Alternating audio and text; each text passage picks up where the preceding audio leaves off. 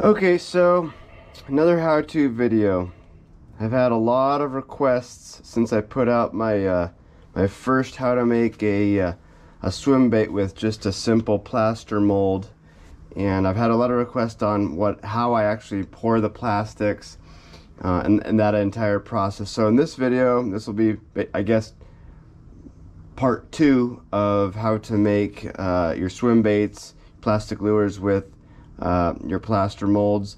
And again, to start with, obviously you're going to need plastic. So I use the MF original floating liquid plastic, the saltwater plastic version, and this is model or code number 7132SW.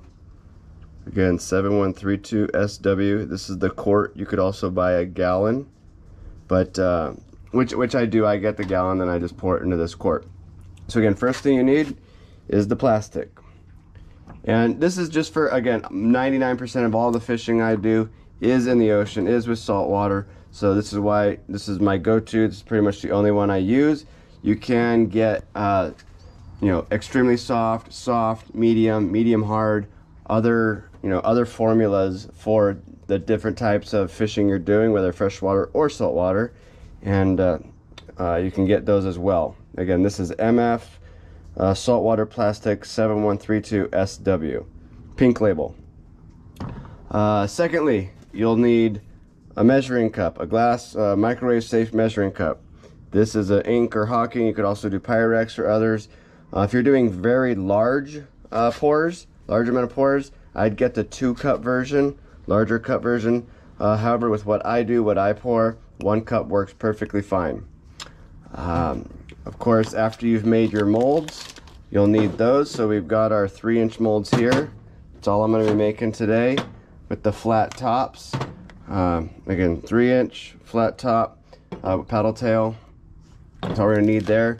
Secondly, for the color, or not secondly, again, for the color, you could use anything, that any type of mica or pigment or glitter.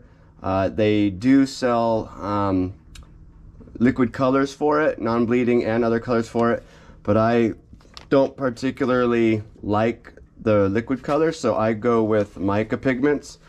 You could use resin, resin pigments or other. You don't have to buy specific ones for fishing lure making. You can just buy simple, again, resin mica pigment. This is like a pearl white, I guess. I think this is what, cream white. Again, I just go on to Amazon or whatever and buy the highest volume for the best price, and this seems to be a better one. With the colors that I'm making for 90% of everything I do, it's kind of like that white or silverish, whitish silver. So I use 90% of the powder that goes into my molds or into the lure mixture is this white. And then to give it that little extra silverish color, I do have this, what color is this? This is, it says glow in the dark, but it's not glow in the dark. This doesn't glow, but anyway, it's a dark silver. So you have that. But aside from the pigments, you can also add glitters. So this is a silver glitter. So if I want less white and more just shine or sparkle, I'll typically go less on the white, no gray, and just add the silver glitter.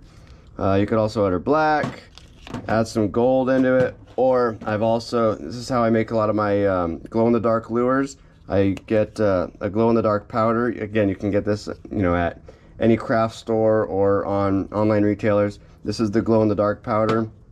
And before you do pour into the molds, before you do go into the molds, I do spray. People have been asking, how do you get the plastic from ripping out on the tail when you pull it out? I use a non-stick cooking spray. You could use any type of spray, oil or whatever. I use cheap Pam, whatever, you can use any. And again, what we're gonna do is when you're ready, before you pour, you just spray a thin layer in this, make sure it goes in the tail, and then you'll pour the melted, the color that you want, you'll pour it in here, let it sit for about a minute or so till it's hard enough to pull out. Then I'll pull it out from the front first, and then grab it and grab the tail, that'll come out. And as soon as you're done doing that, drop it into some ice cold water. That will let it set fast, cure fast, and grab everything, hold it together, because you definitely want that mixture. I want that mixture to solidify real fast and really contract, really set fast. And I just use a simple screwdriver sometimes just to pry it open. So without further ado, let's get through this, or let's not get through it, but start the process. So I'll get most of this off the microwave for now.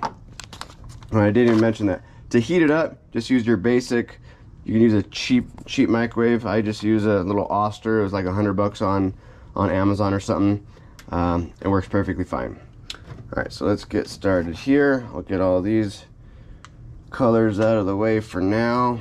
I can leave the molds up here. I'm not going to use any of the glitters for now, so I'm actually just gonna put these away. We won't even see them anymore.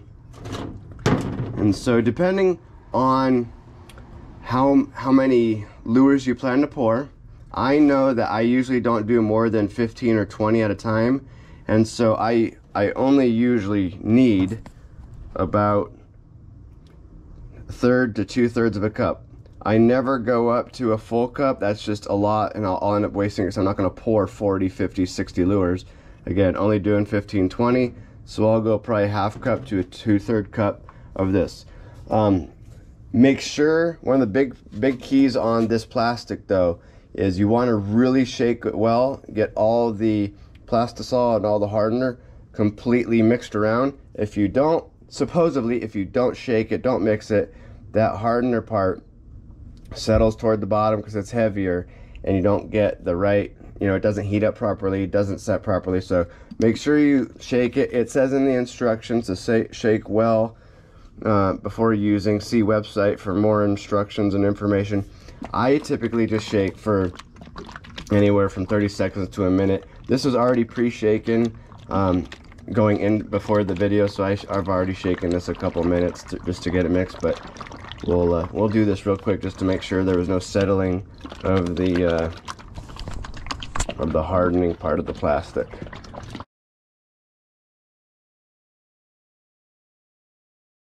All right, that should be good enough. Now, before we actually pour the plastic, there is a couple things I want to note. To do this absolutely perfect, make these lures absolutely perfect, bubble free, no discoloring, nothing, you need a combination of the microwave to heat it up, but then if you're going to keep reheating it, you definitely want to have the heat stabilizer. So this is again, made by the same company, MF Manufacturing Company. Heat stabilizer, HS16, just 2-ounce bottle. What this does is, if you're going to continuously keep heating or let it, heat it up, let it cool down and harden, reheat it, what this does is it prevents, as long as possible, or extends the life of the plastic without allowing it to discolor or turn yellow. So if you're really trying to get a clearer plastic or a clearer lure, you're going to want to use just a couple drops of this to elongate the amount of time you have before the plastic starts turning yellow from overheating or continuously heating. Because I use the colors, I don't have to worry about it as much, and because I don't, again, that's another reason why I use less amount, is so I can reheat the amount less and just use what I have. There's there's no harm in using what you have, the little amount, and then pouring another batch and starting fresh. There's nothing wrong with that. You'll actually end up saving or using less and wasting less doing that, because your plastic will yellow less because you're less frequently heating it up from scratch. So that's that. Now, as far as if you want less, the less bubbles the better. But in order to do that properly, make sure that all the moisture, any kind of moisture, if there is moisture outside and you're doing this in the morning, or if it's raining, you're going to have moisture in this cup or in the glass, the least amount of moisture possible is the best.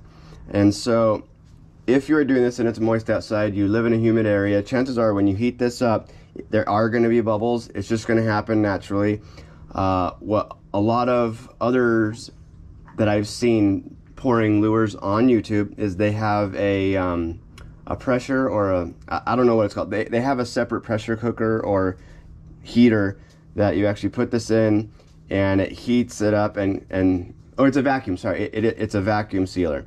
So they have the vacuum, and it vacuums all the bubbles out of the plastic, so you have a perfectly clear or perfectly poured lure with no bubbles. I don't use it.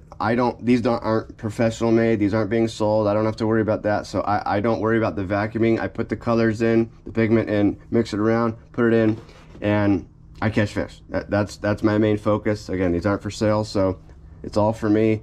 So if it doesn't turn out 100% perfect, it's perfectly fine. They still catch fish.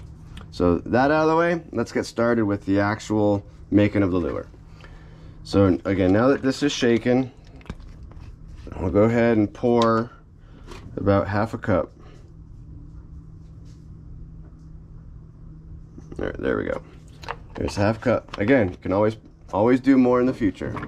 Now, a good starting point for anything that I found that anything from half cup below, I start it at about 1.5 minutes and then mix every 30 seconds of heat after that to make sure that it's not yellowing. Can mix the plastic to make sure it's mixed thoroughly and heating evenly. Anything over half cup, I have found that 2 minutes to 2.25 minutes, or like 3/4 or a full cup, anything in that range, you can get away with your first heat or your first heat up to be around 2 minutes, 2.25 minutes, 2.5, depending on how big the cup is. And so for this case, we're just going to start with 2 minutes. So go ahead, open the microwave, put it on in, set it for 2, and we'll be right back. Okay, so the first 2 minutes is up, and what I forgot to mention is, because this is going to be super hot, you always have your gloves. This glass is going to be super hot. Once it comes time to pour, I pour with my right, so I'll put a second glove on. But again, you can see it now. It's starting to turn a little clear. Still a little, not quite there yet, so we'll go ahead and mix it a little bit, get that plastic that is still at the bottom mixed in. But you can see as you stir, the bubbles start to come in. So again, that's the part that I really don't focus too much about. Just is what it is. Now, because I know take a step back. Because I only have 4 molds here, four cavities, and I know I'm going to be heating this up regularly or a few times, I'm going to go ahead and add just a few drops of this heat stabilizer in here. Oh, that's right, this is a brand new one. Hold on, I got to open it up. Oh, nope, it's ready. Oh, yeah, there's the lid. I totally forgot that this was a brand new one. Sorry about that. All right, get that out. Now, go ahead and close this back up. Now, just a couple drops. Probably like 3 or 4 or 5 drops. That's all you need. Put that aside. Go ahead and mix that in a little bit. Don't worry too much about where it's at right now, because we're gonna now, this is probably the most annoying part of it, is the plastic starts sticking to your stir stick. I just use a screwdriver. You could use a tongue depressor or whatever. But okay, there, finally came off. Now that we're past the first 2 minutes, now we'll go every 30 seconds. So start at 30 seconds, let that tick down. And if you're in a garage or whatever, make sure to have some ventilation. I have a fan going, so it blows all the fumes out, but you definitely want to have good ventilation so you're not sniffing in the plastisol fumes.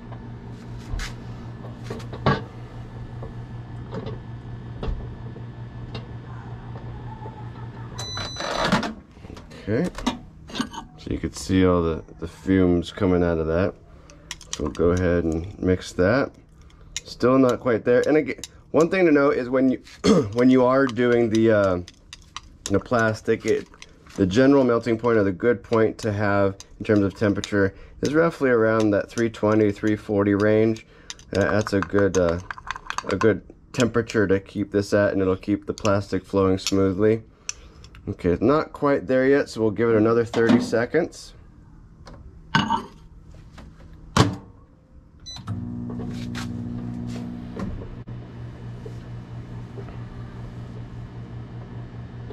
Okay, and while that's cooking up or heating up, we are going to take the spray and do one quick layer, and I do an extra shot into the tail. So again, spray quick, and an extra shot in the tail.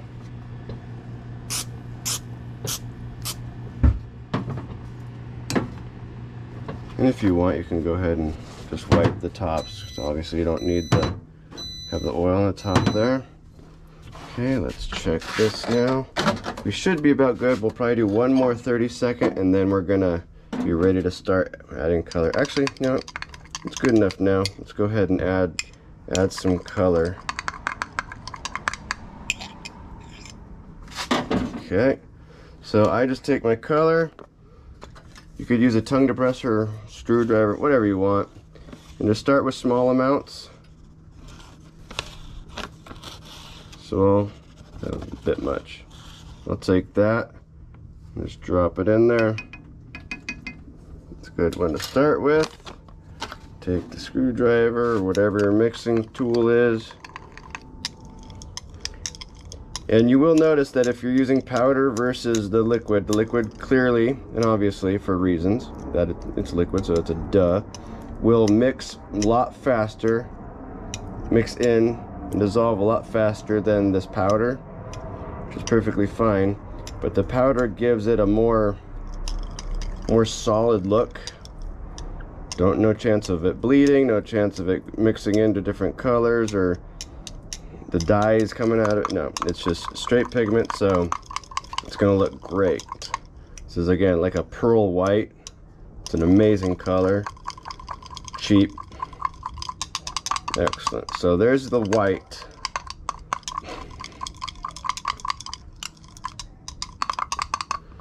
And now, since I like to have a little bit of, so you know, I'm gonna do a little more white. Still a little bit transparent for my liking. So we'll go a little more white. And then we'll take our silver. Not a lot on this, barely. Gotta start small. Okay, so we'll put that aside. And we'll go ahead and mix this.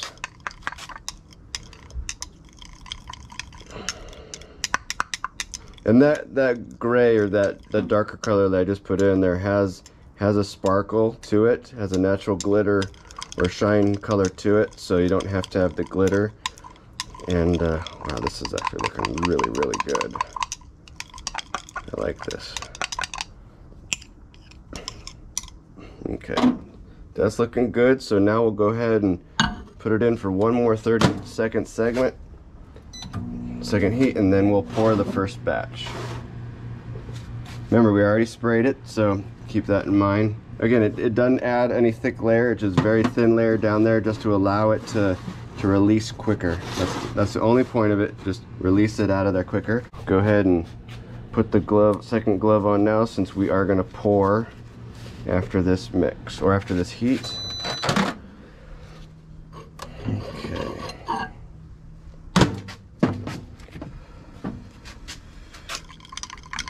Go ahead and mix that. Excellent. Let's do the first pour.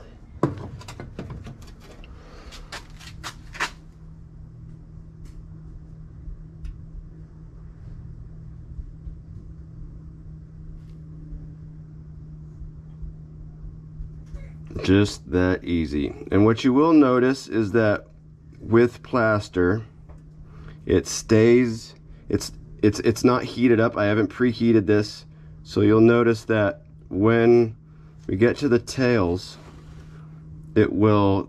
plastic shrinks. This plastisol does shrink, so you'll see sometimes a little concave piece in the tail where it started to cool down. But now that we're done with this first pour, I just put it back in the microwave and leave it, so that way the heat stays within that. It's not, the cold air isn't touching it. And we'll let this cool down for, like I said, you let it sit for about a minute. Right now you can see the steam or the fumes coming off at the heat. So we'll let that subside, let that cool down, wait for about a minute or two. You could see right here now the little indentation or little again, the plastic's cooling, so it has the void, it's going down it. It doesn't disturb the performance of the tail, but what happens is as you pour more, the mold will heat up, so you'll get less of those. If I was really wanting to make a perfect lure, what I'd do is I'd take the little oven heater that I have and heat these up to, I don't know, 100, 120 degrees, maybe a little hotter, because that's not going to hurt the mold. And then I would pour, and it would reduce this little shrinkage right there. But I personally don't have any issues with it. I don't believe it affects the performance of the lure. And so it's been about a minute now, and what I do is I'll just take the mold and I'll tilt it a little bit, and watch in the middle here, you'll see if it runs, it's not ready yet. So it's running a little bit. As I tilt it, the plastic going that way, so it's not quite ready to pull out. These ones look almost ready. You can kind of feel it sometimes too. See, it's a little tacky, so it's not quite ready yet. So I'll let that sit for probably another 30 seconds to a minute. And then we'll pull them out. But you'll see how easy it is to pull out when you've sprayed the cooking spray in there as a release agent, so to speak. And what I do recommend is when you're pouring these, just as you get ready to start pulling and you think you maybe got 30 seconds left or so, go ahead and hit the microwave to heat that next batch up. That way it's ready to go. So I think we're about ready to pull these out now. They don't have to be perfect or completely hard. I think we're ready. So what I'll do again is I'll go ahead and start that at 30 seconds. Then I'll take my small screwdriver that I had set aside, and I'll go ahead and pull these out. And watch how easy this is. Boom, plops just right out. Go ahead and dunk it in the water. If you have little... Okay, it's out. Go ahead and pull that right out. Dump it in the water.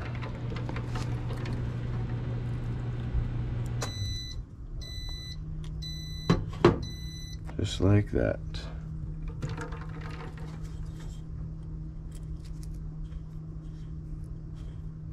Come on. Oops, get in the frame, sorry about that. Okay. Done. Pretty nice, clean. Okay, now we're gonna go ahead and pour another batch. Go ahead and put the gloves back on.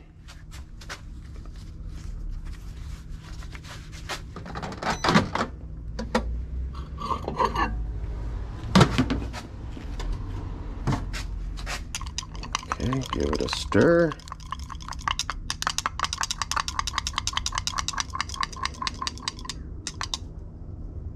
Perfect. And as you notice, I didn't spray again. Like I said, I usually give it a few pours before I have to re-pour or respray these.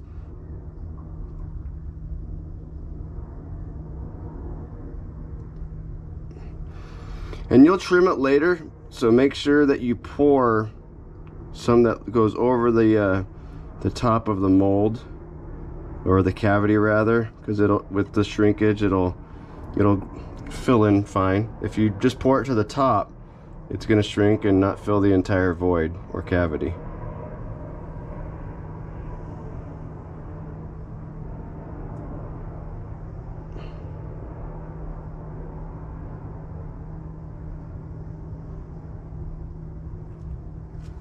Okay, go ahead and put it back in the microwave, let that sit. Do the same thing. Let these sit for about probably 2 minutes, and then we'll pull them out. One thing I want to show you now, as these, again, as I told you, as these molds heat up, that void in the tail starts to become less obvious and doesn't shrink as much. That one's probably going to be an absolutely perfect lure. And that thing's ready to pull out. I think that's going to be the best one yet out of this pour.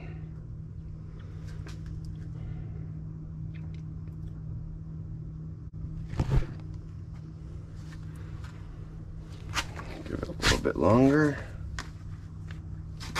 So again, we'll tilt it. Yep, still flowing, still running to the side. So we'll give it another 30-45 seconds, maybe a minute, and pull them out.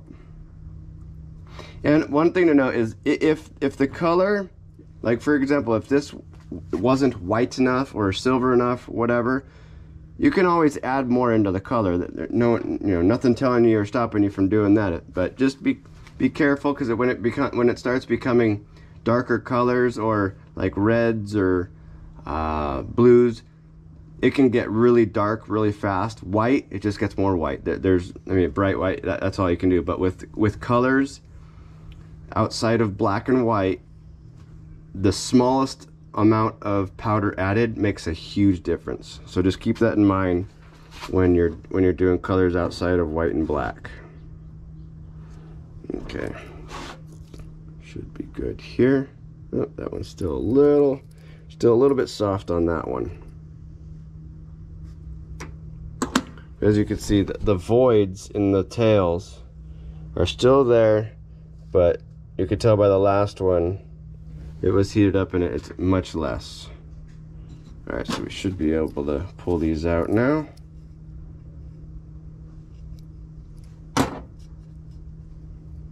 Okay, see, still tail comes right out still. Put it in the water. Perfect.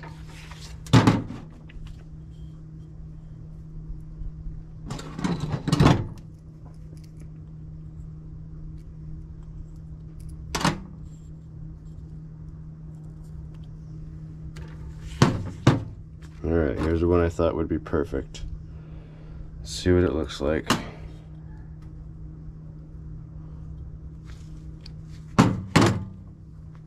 Take the glove off.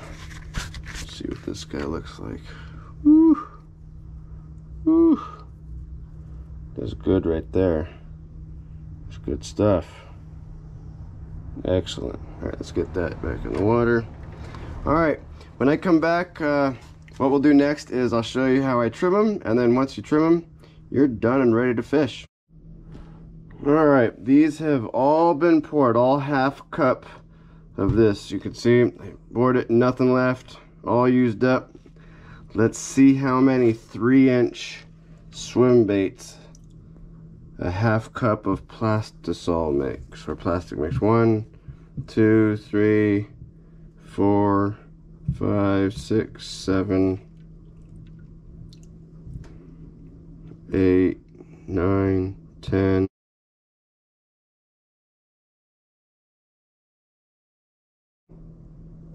$23. Alright, we got 23 3-inch swim baits out of that half cup. So each of these probably costs about 1 cent, 2 cents. But let's go ahead and dry one. Let's take a messy one. Alright, we'll take this guy, dry it up real quick and show you how to trim it. And that'll be it. Alright, get your scissors. Such a simple process. Such a simple thing to do to save so much money. Because each of these at a store, I think it's like up to like 80 cents, 83 cents plus tax. So you're looking at nearly $1 for each of these. It's crazy. Alright, so let's take a look at it raw first. You can see some long ends over here. You got some pieces over here that are shredded out over there. Gotta trim the tail a little bit. Go back to now onto the other side. Got a piece over here. Actually, I'll do this so you could see it a little better.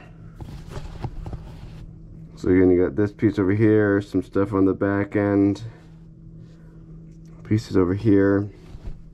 And if you over poured the tail, you'll have larger pieces like this.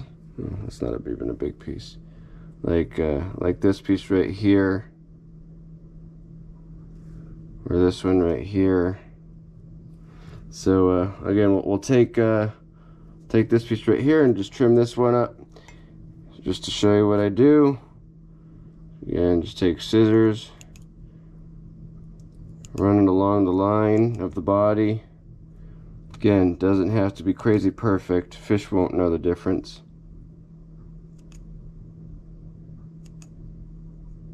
Just be careful not to go too far into the, or you'll cut the tail. Okay, that part's all done.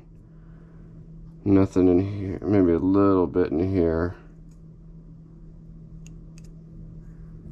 Okay, now get this wide piece.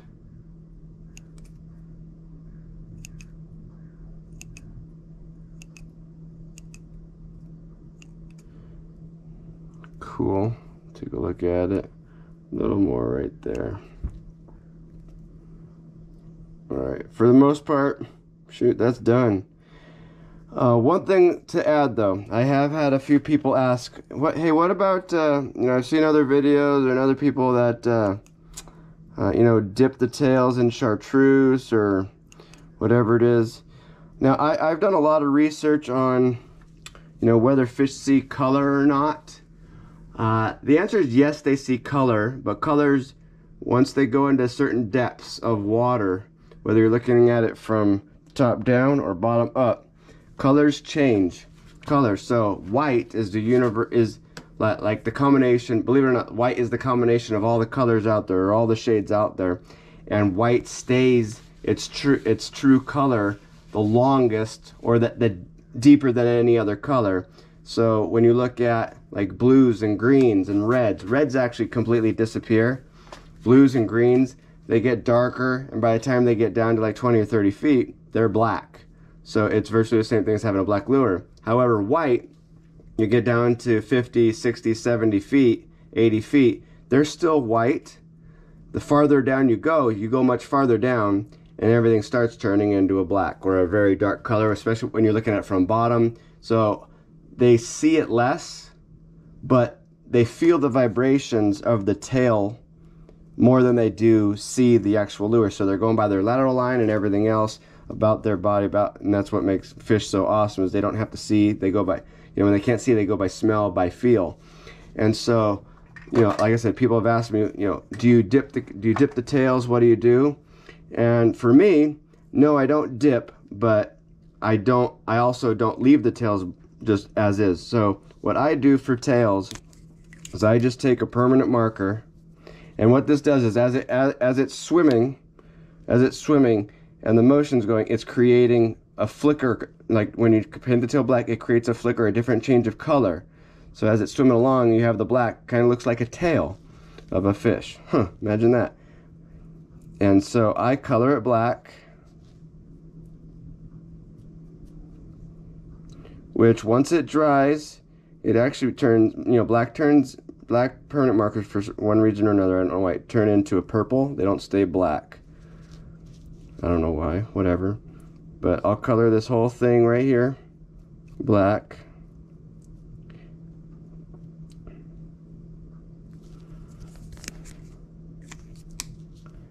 And then just take a towel, get most of the black color off.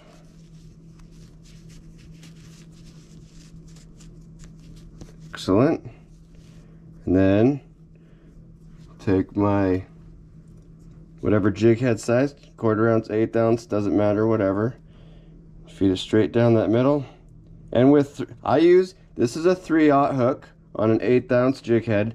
So I know the 3/0 with a 3-inch bait has to comes out right in the middle of the body.